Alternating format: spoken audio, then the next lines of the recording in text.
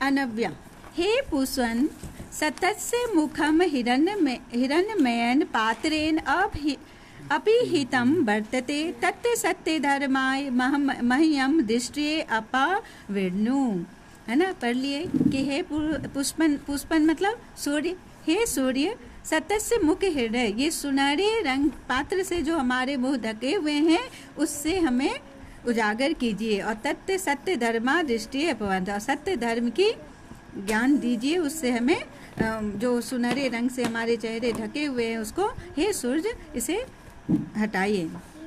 जंतु गुहाम निहितः अयम आत्मा अन्यो अनिनाय महता महीयान च वर्तते अकृतु धातु प्रसादात आत्मनः तम महिमा मानं पश्यति वीत शोकः च भवति सत्यम एव जयते अनिर्तम न जयते।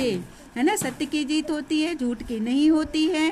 और भगवान को जो पा लेते हैं, वो महान पुरुष को जो पा लेते हैं तो बीत शोक रहित, है ना, शोक रहित हम उस भगवान को पा लेते हैं। और सभी जंतु में जंतु ज्ञान नीति आत्मना अनु, है ना, सूक्ष्म से भी सूक्ष्म और महान से भी महान, है ना, उस परमात्मा। और सभी जंतु में क्या निहित है? आत्मा निहित है। सत्य एन एव देवयानः पंथा विततः वर्तते एन ही आपता कामः ऋषियः तत् सत्यम आकर्मन्ति यत् सतस्य तत् परम निधानम। है ना, सत्य को के मार्ग पर ही देवी देवतागण भी चलते हैं, प्रस्तुत होते हैं। एन ही आपता कामः, आपता का मतलब सभी इच्छाओं से मुक्त होकर, ऋषि गण भी जो होते हैं वो सत्य के मार्ग पर ही चलते हैं। सत्य से तत्परम निधानम, और सत्य से ही वो अपने आप को मुक्त कर, सत्य को जानकर वो अपने आप को मुक्त करते हैं। यथा नद्य स्नद्या मनः सत्यः नाम रूपे विहाय समुद्रे अस्तं गच्छन्ति तथा एव विद्वान् नाम रूपाद् विमुक्तः सन् तत्त्वं तं दिव्यं परम पुरुषम उपैति। है ना, क्या जैसे नदी समुद्र में मिलकर अपने नाम रूप को विलीन कर लेती है, उसी तरह विद्वान पुरुष भी, महान पुरुष भी परमात्मा के ज्ञान में विलीन होकर अपने नाम रूप को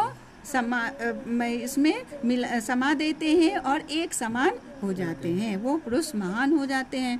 अहम तमसा परस्तात् आदित्य वर्णम एतम महानतम पुरुषम वेद तम एव विदित्वा मृत्युम अति एति एत अस्मात् पृथग अन्य पंथा अन्याय न विद्यते।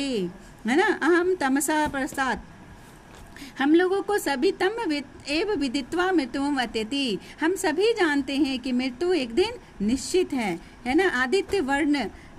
आदित्य वर्ण मतलब सूर्य के समान जो महान पुरुष है ना, उस परमात्मा में हम सभी को क्या होना चाहिए?